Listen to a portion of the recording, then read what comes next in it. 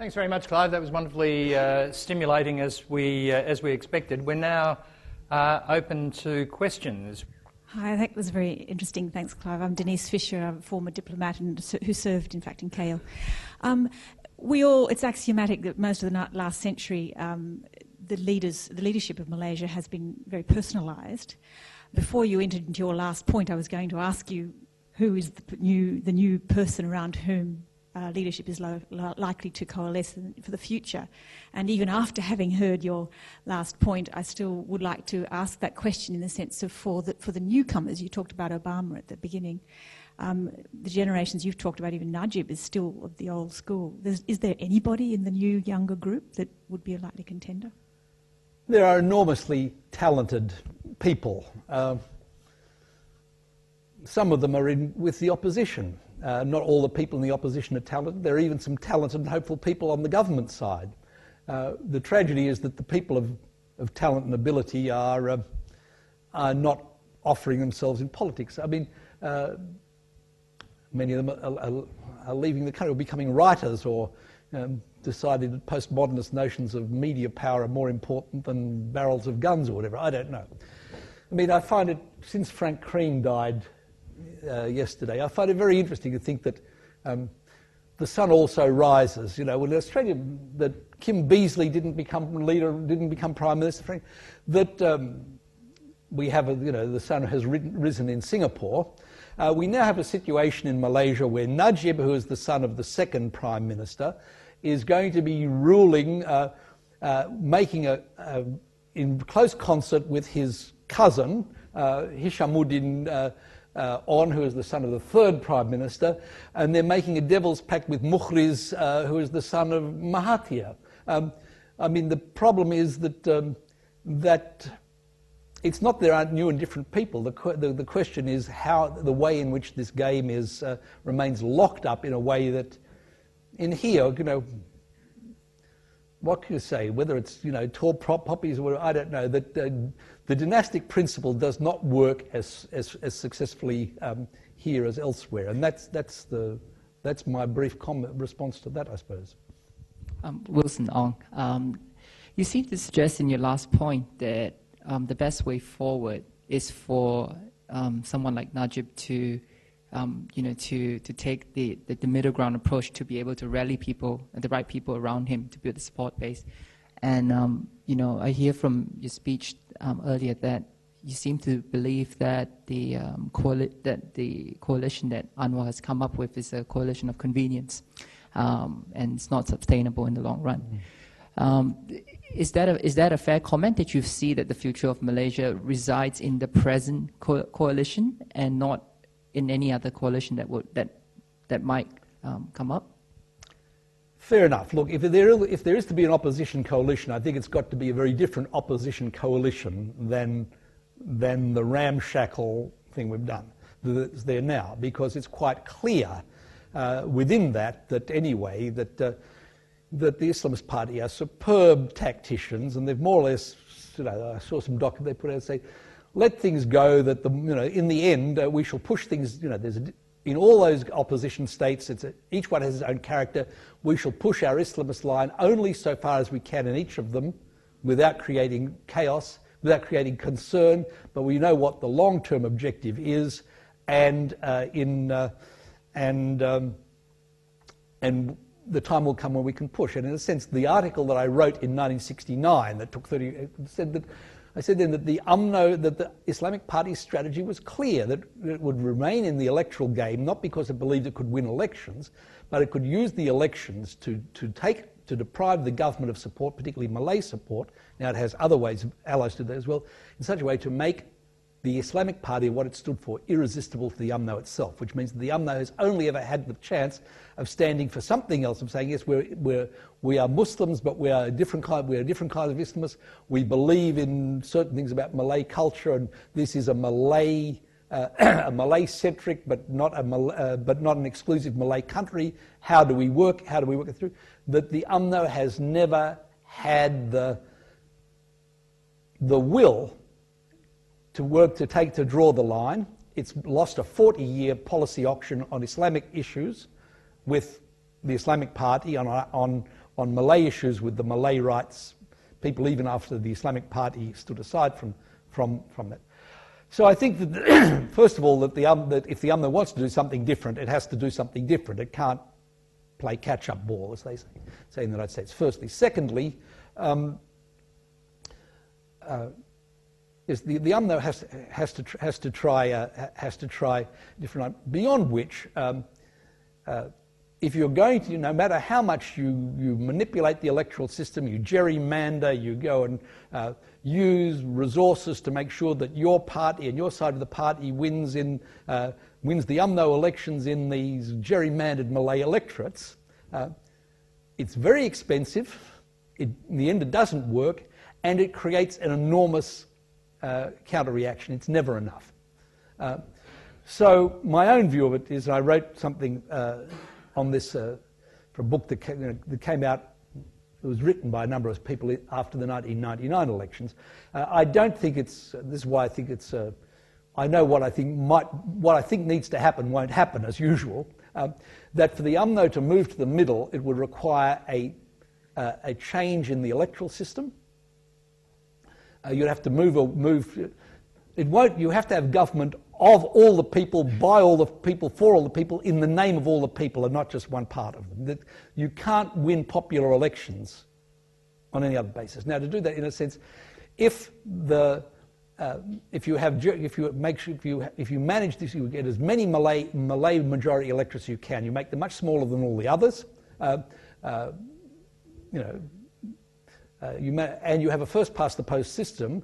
You're going to get a situation in which UMNO can always think it can win everything, but it remains vulnerable to always being outbid by Islamist and Malay extreme opposition. The only way you can do it is to move towards a kind of Australian preferential system, equalise the size of, move towards equalisation of size of electorates, have the Electoral Commission try and maximise rather than minimise the number of ethnically mixed electorates. And in that kind of situation, a party that wants to, can rule from the centre, because all parties will be required to say, how can I get 40% of the vote? But what I have to do, if I can get my 40% of the vote, what kind of concessions, what kind of cooperation, what kind of convergence with other parties and other points of view their own do I have to signal I'm prepared to make in order to get the next 10% to get over the line. A number of people in Malaysia want to move towards a proportional representation system, which I think you only have to look at France, Italy, when it had Italy and Israel, to know that these are not good. This is not a good look. That's my short or not so short answer to you. You talked, Clive, a bit, basically about the dynamics of Malay politics. Is there anything usefully that can happen on the non-Malay side of politics that would give us more reason for optimism than you've given us today? I would say, regrettably and tragically, that certain things have happened on the non-Malay side of politics. I mean, I'm not talking about the opposite. Let me go back a bit to pick up something from the previous question going to this. That in outlining the answer that I did to Mr. Wrong, in a sense, I'm saying that really I don't have great hope of the opposition. I think that the change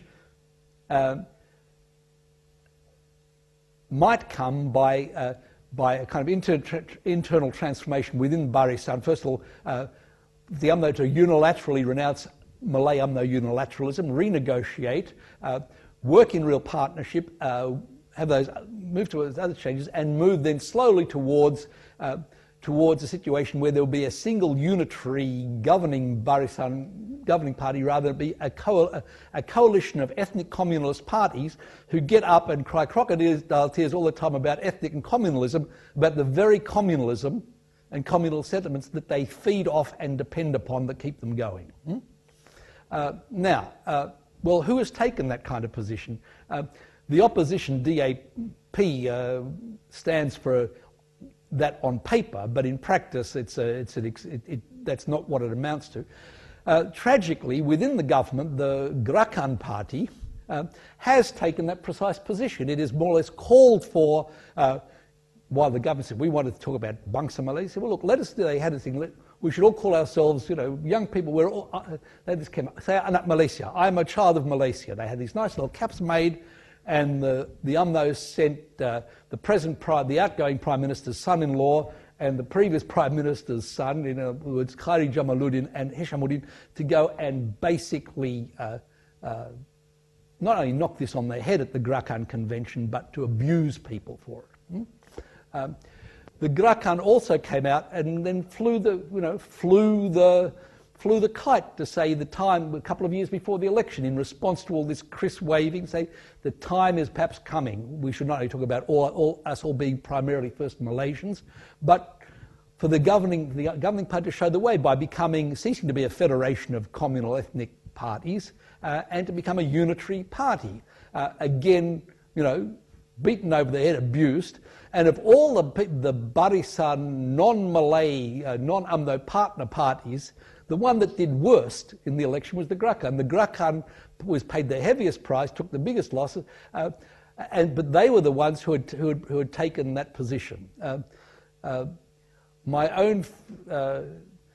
in a sense, that's the way forward on the non-Malay side has already been signalled by the Gerakan that wants to be more ethnic, inclusive, multiracial. That's signalled this line of development from within the government to say, let's not do it overnight, let's think of a gradualist. But as I always say, that with all these parties, particularly UMNO, that they say we must overcome communalism while they're feeding off it and feeding it and depending it. They say we must get over communalism. Always reminds me of St. Augustine. Give me chastity, but not just yet. Thank you. Sorry, am I talking too fast or getting too carried away or hysterical? No. I'll probably get arrested when I get back to Malaysia, but never mind. Well, feeding on those last two comments, Daniel Grinberg speaking, on the issue of chastity and you getting arrested, can you... Not for both. Can you just explain to a bemused observer what the meaning of the sodomy charges that keep coming up are? And it's from a Western legal perspective, it seems so unusual because it has all the form of sort of 19th and 20th century British legal practice and yet it seems very peculiar. Well, it's not usual. Look, I don't know. When the first Anwar thing came up, I said it struck me as being odd. I mean, we could see why Mahathir was doing it too. But normally, for kinds of sexual and moral indiscretions, if people are going to be, socially destroyed by being made subject to some kind of legal process, they're generally dragged up before the Islamic courts, the Sharia courts, if they're. But the Sharia courts wouldn't have countenanced, wouldn't have done this. Not only because a lot of them were friends of or felt sorry for Anwar, but because by Sharia court evidence rules, there was no basis for conviction. Point one. Point two. Is it a Christian? Hate the sin, not the sinner. Look, there are parts of the Malay world that are legendary for being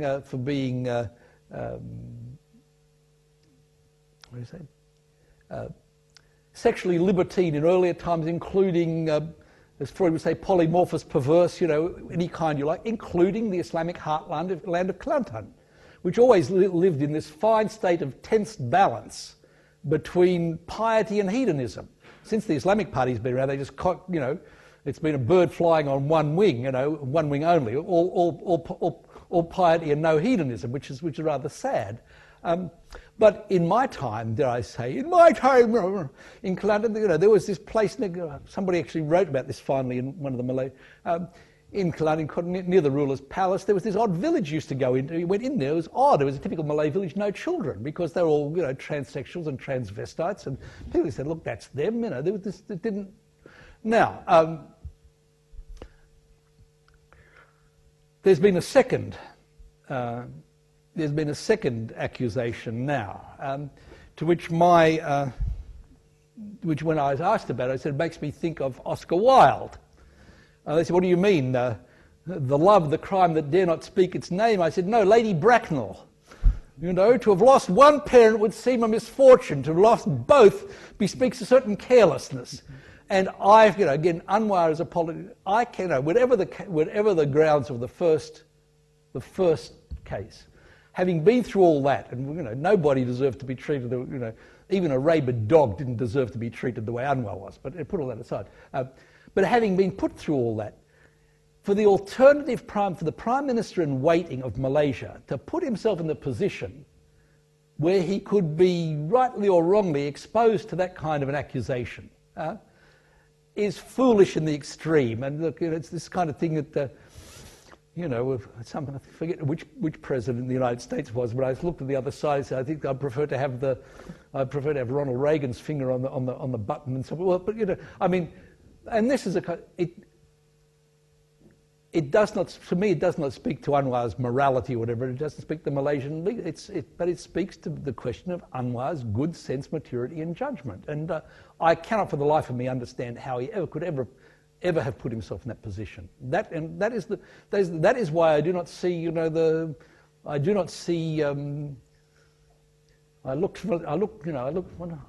I raised my eyes for the mountains from whence cometh my salvation. I raised not my eyes to Anwar, because from Anwar does not come salvation, I don't think. I just, I am not alone in this, You talked about the coalition, Anwar's coalition not having any future because of, the disparate interests. But what about the fact that UMNO is not seeking to reform itself in the way that even Abdullah Badawi tried by bringing in someone like Zayed Ibrahim as law minister? And of course, Zayed is an UMNO man who is now totally disillusioned and says openly that UMNO has lost the plot. So, and there were rumours that he was going to go over to Anwar's side. So with Najib up at the top and his cousins and, the dynasties, there are a lot of people in UMNO who are looking around saying, what is happening? We are totally losing credibility. So what do you think is the real prospect of people like Zayed Ibrahim saying, look, this is a party, a government that still thinks the NEP is needed, even though there are surveys that say it's not needed anymore. And there are lots of people out there who say that, I'm fourth generation Chinese. Why are my kids still being discriminated? Haven't we moved on?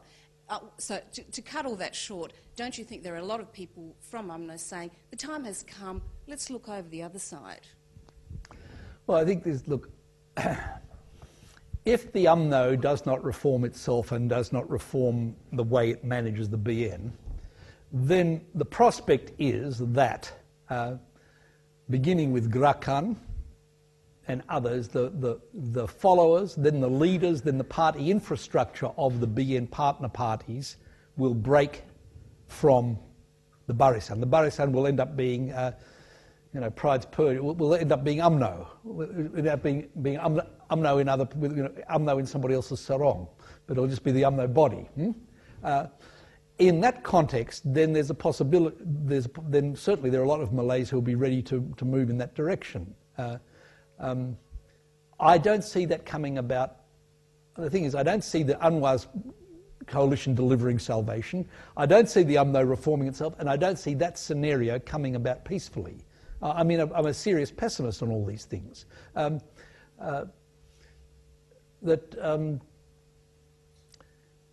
It's not just Anwar, it's not just Zayed Ibrahim.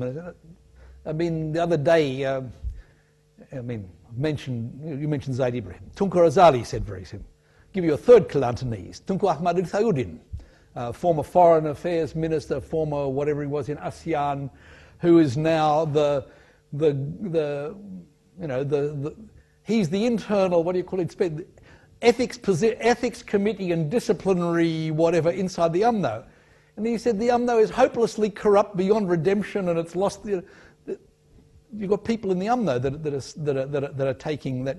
Interesting, those three are from Kelantan. I think it tells you something that peculiar about Kelantanese Malay politics. Kelantanese have been fighting politics among other Malays because they haven't been worrying about non-Malays, and they've got no inhibitions about calling a spade, or whereas everywhere else everybody's got this thing.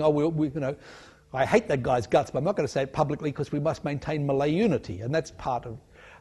Look, I agree with you, Helen.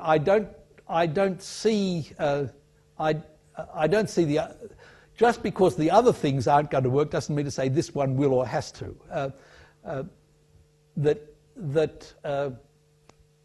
I think this is why the Najib succession is going to be crucial. So I can't really see how he's going to hold it all together. He may win, and he may even Mahyuddin may come in as number 2, but everybody else is going to. I think the vast number of people being elected to the party are in this election are really very, very hard line on all these issues. Are not going to give Najib much room to move, despite the fact that he'll have lots of resources. Najib also, without can't really speak before, he couldn't speak about them because they were sub judice. Now there've been some funny legal decisions, and so you can't speak about them without being in contempt of court. But all the questions around Najib still remain, are not resolved, involving defence procurement contracts, rake-offs that he had or through his wife or through his we call factotum Razak Baginda, who has now been acquitted in this trial about the murder and blowing apart of the body of the Mongolian woman, who was not simply just a model or a floozy, but was together with her father part of serious negotiations of defence materials contracts with Russia. And that they would do this to dud whatever happened, to somebody have that done to them, at all, to be dudded out of $500,000 in Malay terms, it's just, given the money that's sloshing around there, is just inconceivable. And those issues, no matter what happened, and the disappearing private investigator with the 2 contradictory statutory, if anybody knows what I'm talking about, if not, don't worry about it. Like all these Malay things, more complicated. This book tells me more about crocodiles than I care to know, as the old book. You don't need, but those things are not going to go away, and for that reason, I think it's a very it's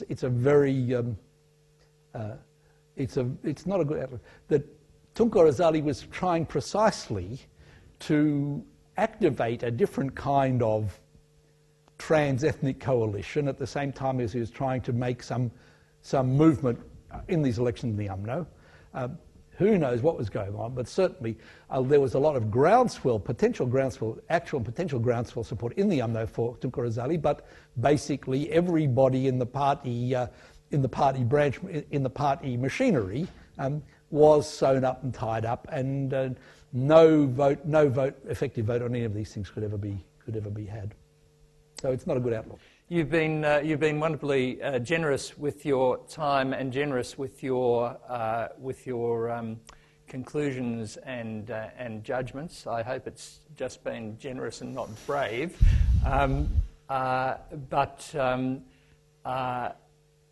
as I said at the beginning, this is an issue which is important for Australia. One of Australia's longest established relationships in Southeast Asia, and what happens to Malaysia matters to all of us. And I thank you, Clive, for throwing such light on it today. Thank you. Thank you. Thank you. Thanks.